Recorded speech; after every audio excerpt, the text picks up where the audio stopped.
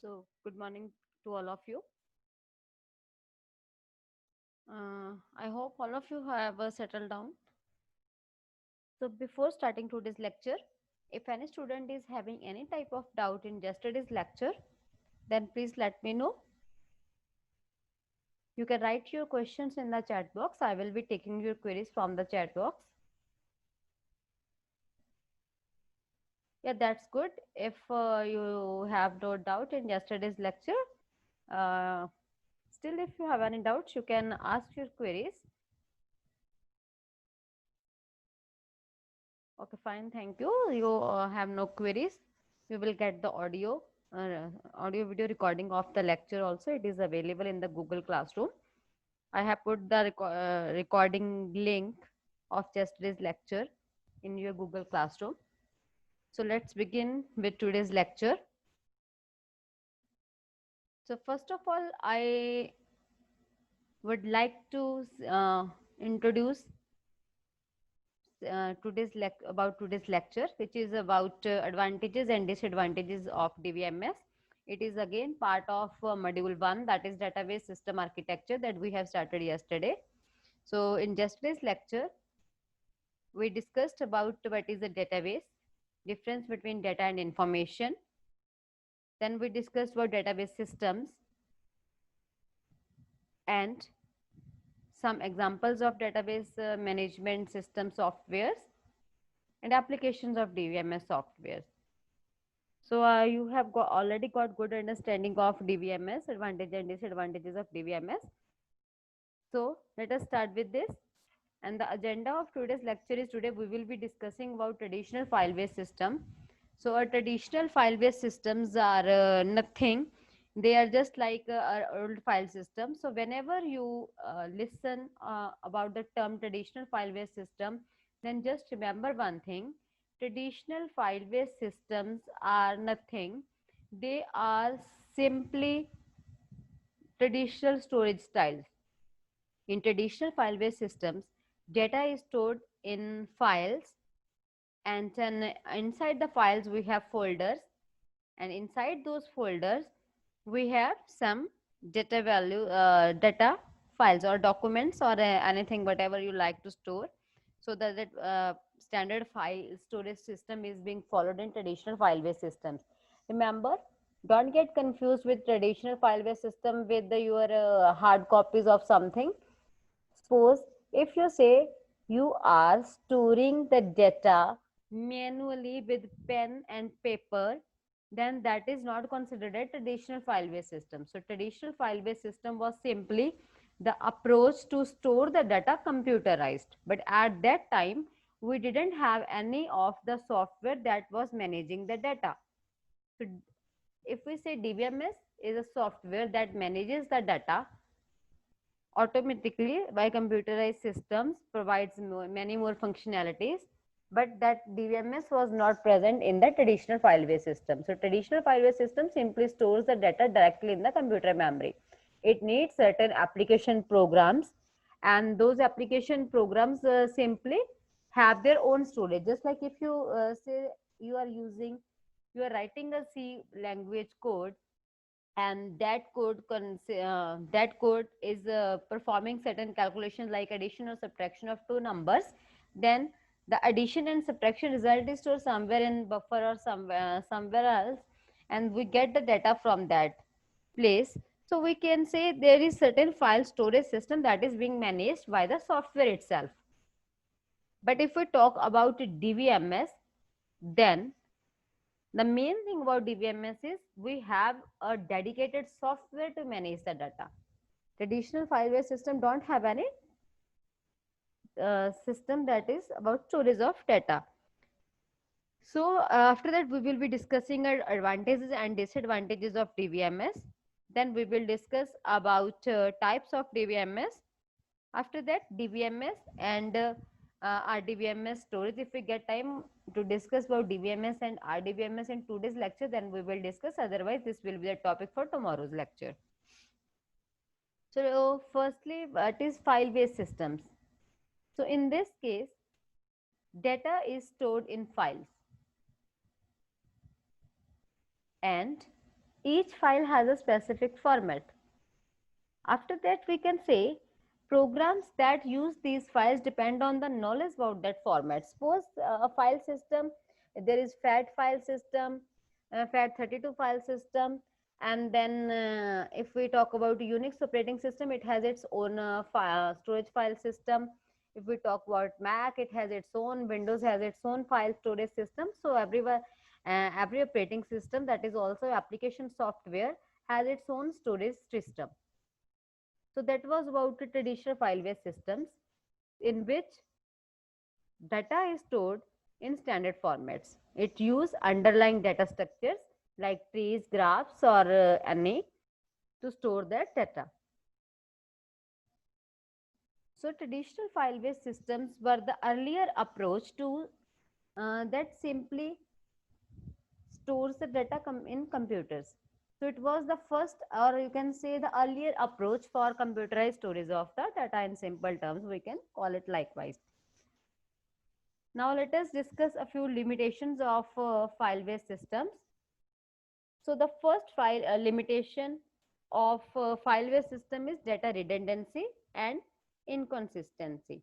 So in this case, multiple file formats, duplication of information in files is there. So here we say, when we talk about the limitations of file-based system, when we talk about the term data redundancy, it simply refers to the duplication of data. Let's say we are managing the data of a college where a student is enrolled for 2 courses.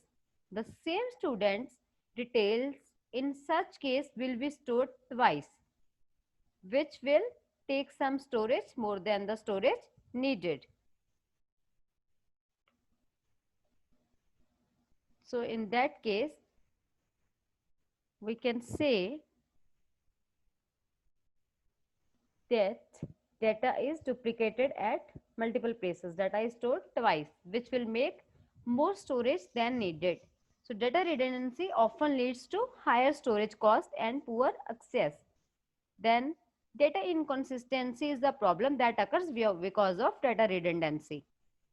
So let's take the same example that we have already taken. A student is enrolled for 2 courses and we have student address stored twice, or student contact number is stored twice, and all type of information about the student is stored twice. So let's say student requests to change his or her address, and if the address is changed at one place, it is not changed at other places, then it will lead to data inconsistency. Means data is not in correct stage. Then next problem is of data isolation, which says because the data are scattered in various files and the files may be present, may be written using different file systems, so it can lead the problem of data isolation. So data is scattered. If we say we have to perform certain linkage of the data, then that is not possible. Now suppose you are a part of CSC department and some information is present in your CSC file and the other information is present in the other file, that is the accounts file. And if we want to combine the results of academics as well as for accounts department, then that is not possible in this case because the files are isolated. CSC department may be using certain other file system and your accounts department may be using other different file system. So if different file systems are being used and different programming technology is being used, then it is not possible at all to link those two file systems. We are having multiple files formats, that's why we say we are having different file systems in this case. And because of this, there is a problem that it is quite difficult to access the data. So we need to write a new program to carry out each new task. It can't be done with this single program. If you want to perform one task, you have to write one program. If you want to perform another task, you have to write another program. So the next problem is of integrity constraints. So now suppose you want to put a condition that age of the persons that you want to enter into your database system should be greater than 18. then you have to write a full-fledged program in any of the programming language that is available. But if that is the major issue. But if you are using DVMS, then you have the simple solution, and that the simplest solution is you can just put a constant, a condition check on the available column. That will be simply a constant that is known as integrity constant. But integrity constants can be implemented in your DVMS only. They can't be used in any of the traditional file-based systems. So another example you can take, expose there is a column named as balance, and you want the value of account balance should be greater than 0. Then for the programming, you have to write a full-fledged program code. But if you are using DVMS, then you can simply apply a check constant that says balance is greater than 0. At the same time, it is quite difficult to change the constants, the values of different constants. It is quite difficult thing.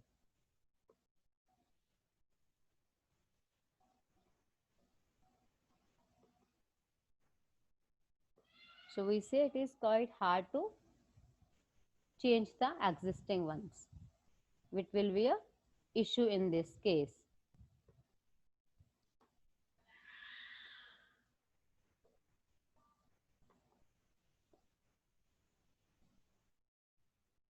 So next, take a quick look at the advantages of DVMS. Now, if you say about DVMS, the first advantage of a DVMS system over the traditional file-based system is reducing the redundancy. So redundancy simply means duplicacy in the data. Now, how it can be eliminated? It is very easy. We say the file-based system data management systems contains multiple files that were stored in many different locations in a system or even across multiple systems. Because of this, there were sometimes multiple copies of the same file, which can lead to data redundancy. This is prevented in the database as there is a single database and any change in it is reflected immediately. Because of this, there is no chance of encountering duplicate data because the data is centralized, so the problem of redundancy is being solved. Then we can say the data is shared, sharing of data. As the data is being stored in one database, it can be shared with all other databases by the sharing media. So DVMS provides the facility of sharing the data. So next point is about data integrity. We have already discussed a lot about data integrity. So that are the simply integrity constants. Like you can say there is a range constant which specifies that the value should be between 1 to 1000 or whatever range you want.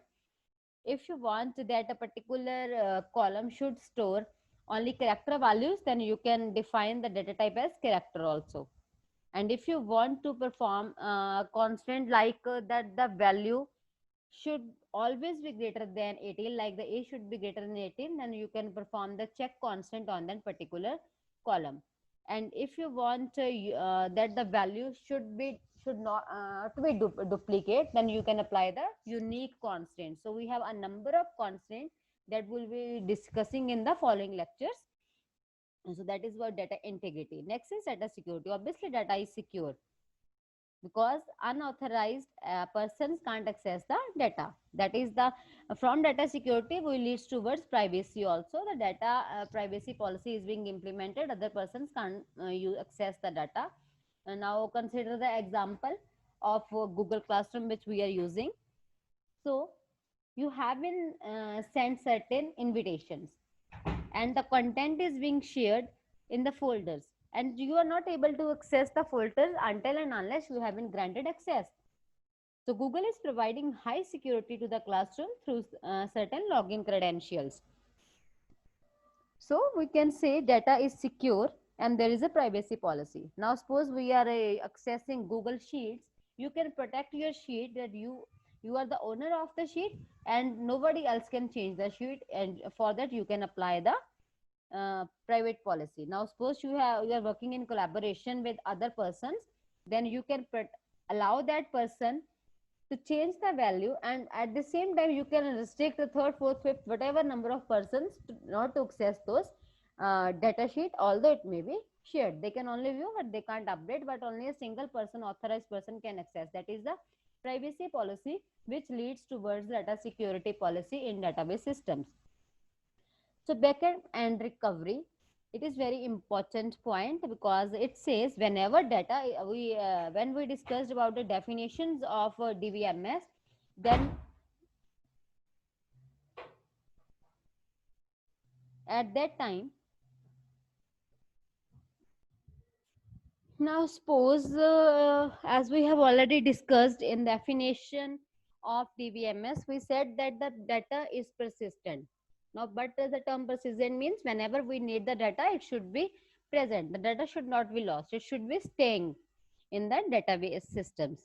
So for that, we need to assure that whenever there is any disaster, data should not be lost. We have to recover the data by one mean or the other. So for that, we need multiple copies of the data to be created. That is known as backup. So we have created replicated copies of the database, and whenever there is certain problem, then we can recover the data from those copies of backup. And these backups can be done manually, or you can set your DBMS to take automatic backups. You can define partial backups, you can define full backups as per your requirement. So about backup and recovery, we have one full unit on this. We will be discussing in the later lectures in detail about backup and recovery also. So next is data consistency. Now the term redundancy leads to data inconsistency, but if we assure that the data is not redundant, that data is not duplicated, then we can assure that the data is consistent in stage. After that, we have the policy of restricting unauthorized access. This is about privacy and security. We are restricting a database from unauthorized access also. Next, we say enforces constraints on the data. This is about integrity constraints. We can apply primary key constraint, foreign key constraint. Likewise, a number of constraints can be applied. So now let me take your queries once, as I'm getting so many queries in my chat box from your side. So let me go through one. If you are facing no problem, it's okay, fine, no problems. Someone unmuted in the middle, so please I request you not to unmute yourself in the middle. You can write the questions in the chat box. So let me take any query. If you are facing any of the issue, or if you have any doubt till now, then you can ask.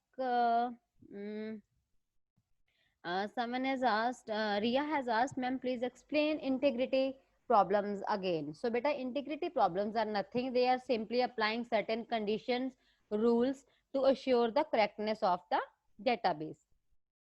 It's about defining certain checks that the value range should be like this, or the particular column should contain this type of value. If one table has to be related with the other table, then how we can provide the relationships that are about integrity constraints. So next question is, Abdul is asking how we can access data using array. So beta, if we are talking about RDBMS provides no facility to access arrays. So if you want to access arrays within the data, you have to move towards NoSQL databases. With the help of NoSQL databases, you can access the arrays. NoSQL databases provides the facility to access arrays. Let us consider example of MongoDB. In MongoDB, we can define array, set of values within the same range, because to access array, we have to go with the row types, not the column types. In SQL, we deal with the column types, but in NoSQL, we deals with row type also. So the answer to your one word answer to your query is simply switch to NoSQL databases. We can arrange some lectures on NoSQL databases also. But meantime, if you want to study about NoSQL databases, then go through the big data analytics course that are also available. I have put my videos over there. You can go through those videos. The playlist name is Big Data Analytics. So you will get a number of answers for your queries. Then RDBMS and someone has written RDBMS and DBMS में difference एक बार बता दो. So बेटा for now I will tell you that RDBMS is relational database management systems. It is a type of DBMS. Basically RDBMS is a type of DBMS itself. In RDBMS we store the data in tabular form only, that is rows and columns. But in DBMS we can store multimedia database, spatial database, and all type of databases. So that is about DBMS. So the basic difference is basically RDBMS is type of DBMS. We will be doing this in detail in the next lecture also. So Chetan is asking, is array storage in use nowadays? Yes, for sure, because arrays are very wonderful. If you want to provide certain auto-generated value for a particular column, then you are using array. That is the best example that I can give you for now of using array. Yes, we are using arrays. So Amit is asking, ma'am, without permission data access कर सकते हैं? No. अगर आपने protection लगाई है, you are putting protection, then without permission you can't access the data. अगर आपने किसी का data access करना है, so you need permission before accessing the data. Only then you will be able to access the data. Ganesh is asking, from the perspective of data sciences, which is the more useful, SQL or MongoDB? SQL or MongoDB, beta? If I talk about data sciences, then data sciences is the field of big data that deals with big data, data analytics.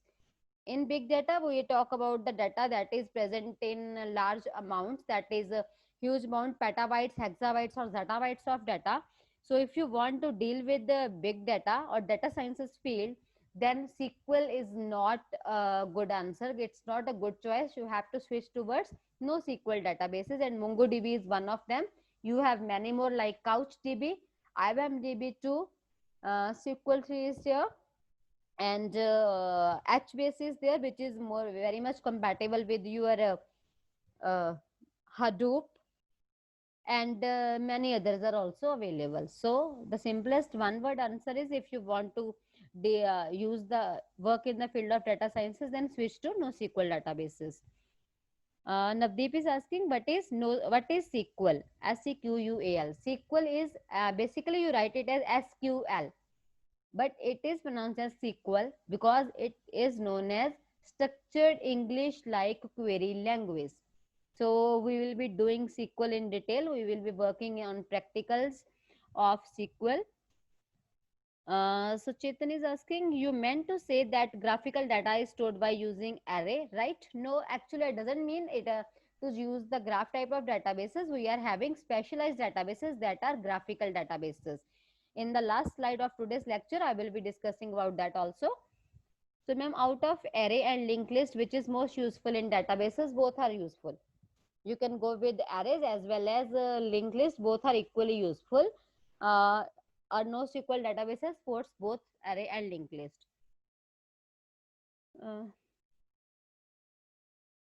So please send me link after class. Definitely I will share all the links. Channel name I will be telling you, Chetan, for sure I will be sharing the link of channel also, so you can go through the part that is content beyond syllabus also, notion in that. So still, if you have no more queries, then we can continue with our presentation. So let's work on next slide, that is about disadvantages of DBMS.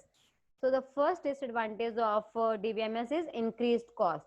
If we talk about increased cost, basically there are multiple type of cost. One cost is that cost, that expenditure that is done on training the staff.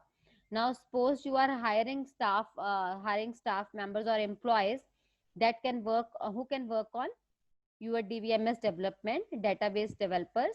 Then you have to provide them certain training on the databases that you are using, on the DBMS that you are using. So there is a cost that is indulged in the training of the staff. Another cost is on hardware and software cost.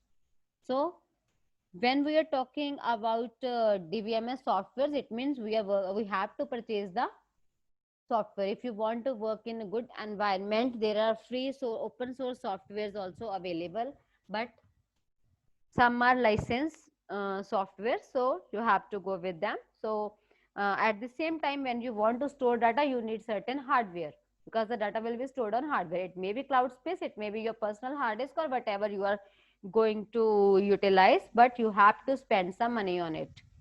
So that is, cost is being increased.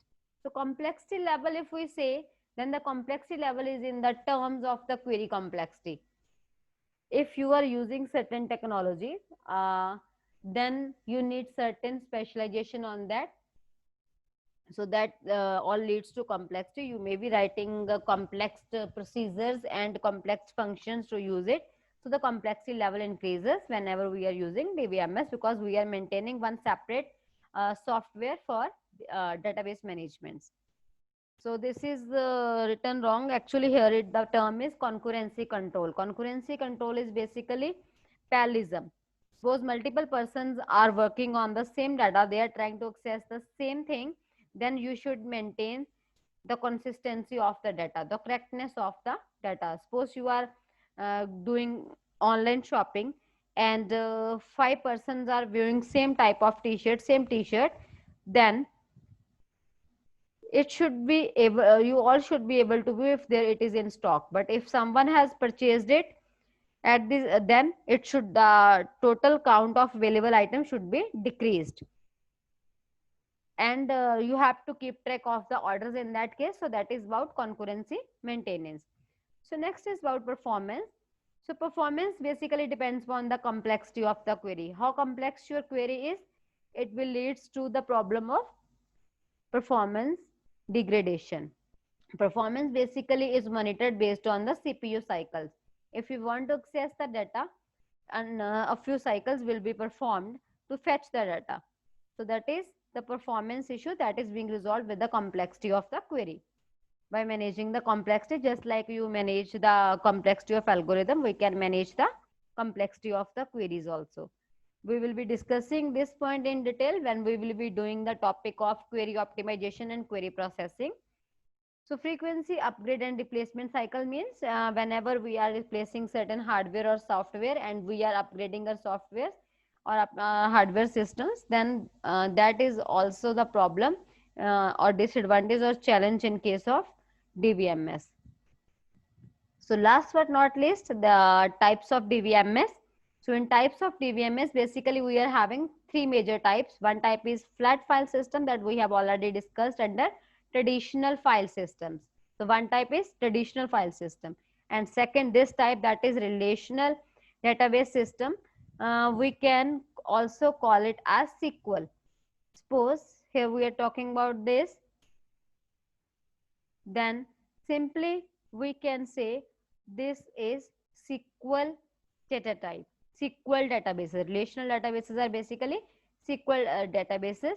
So if in this we have hierarchical database as well as RDBMS. So hierarchical database is maintained in the tree structure, and RDBMS is basically centralized and then surrounding clients also.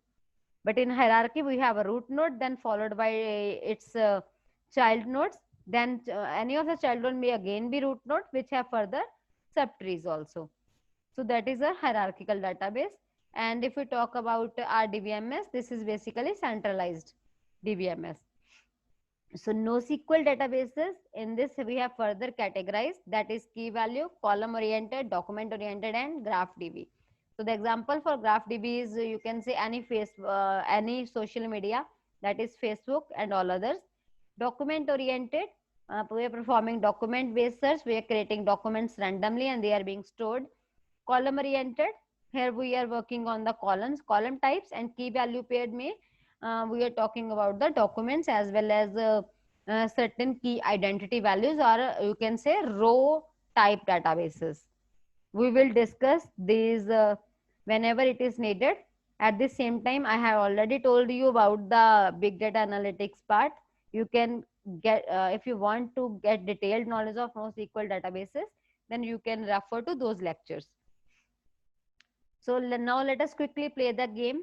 For that, just start the PeerDB just like we have already done yesterday. So log into that, and the code for that is UOXNK. Enter the code. So fine.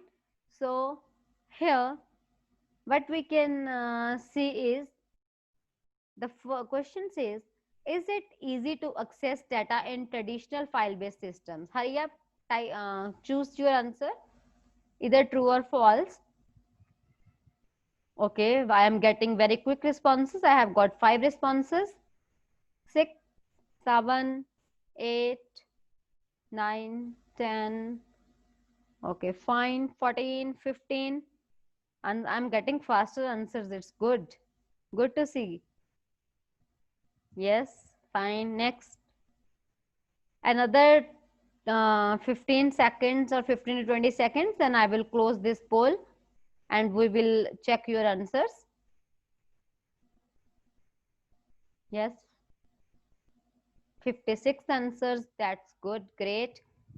Okay, beta, if you are facing any of the internet issue, then you can see the question on my screen and write your answer on in chat box. This is not a competition. This is just a discussion mode. Yes, fine. So I'm pausing this question. Okay, fine.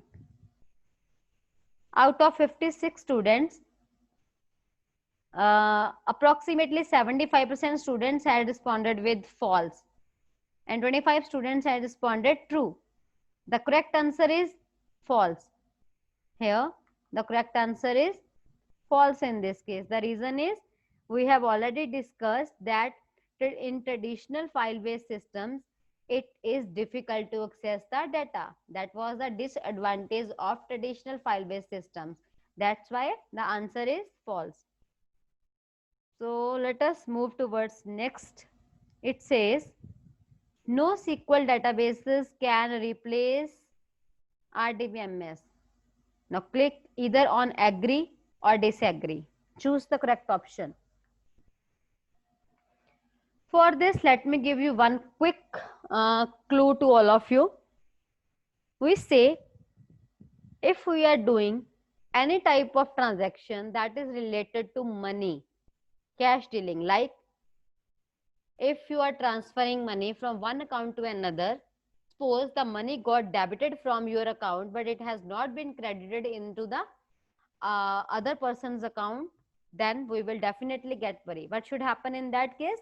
Either the money should come back to your account or it should be credited successfully into the other's account. Means if any transaction has started, it must complete successfully. If due to any reason it get fail, then the transaction should roll back in that case. So for that case, we use SQL transactions. NoSQL are used in the case when we are not bound to time. We have little bit boundary constant, little bit time constant. Then we can use with we can go with NoSQL databases. In those cases, it means complex and large amount of data, or you can say large time can be taken, long time can be taken, then we go with NoSQL. Otherwise, if the time matters a lot and transaction completion should be done properly and asset properties are there, then you should go with SQL only. You can't go with NoSQL. So let us quickly see what now this is little bit confusion among students. Some dice, I am getting dicey answer. So some are saying agree, some are saying disagree. So I say My point of view is NoSQL databases can't replace RDBMS fully. The reason behind this is I have already told you, if there is money related issue, we go with the SQL transactions. We can't go with NoSQL transactions.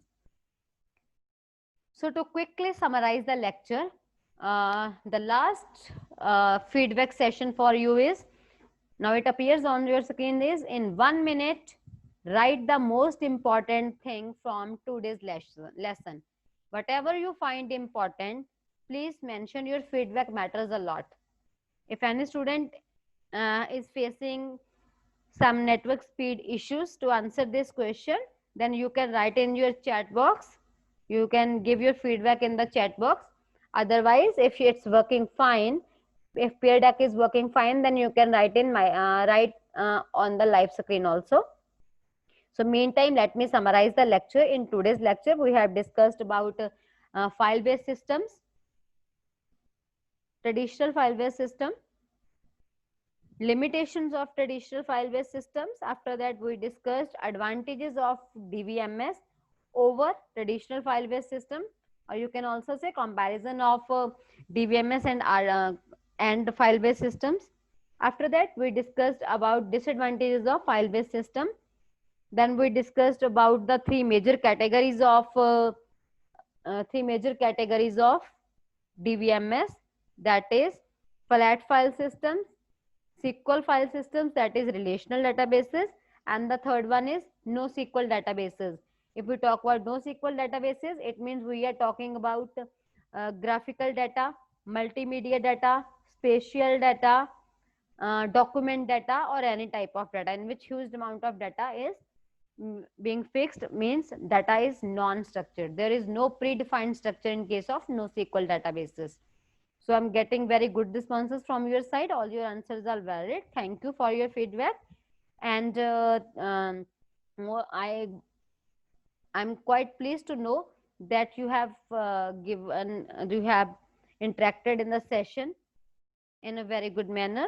Thank you for being patient listener. If you have any queries, you can ask me. You can write in the chat box, or you can write any way as you like. So let us close this session. Thank you for being so much patient listeners. Thank you and good luck.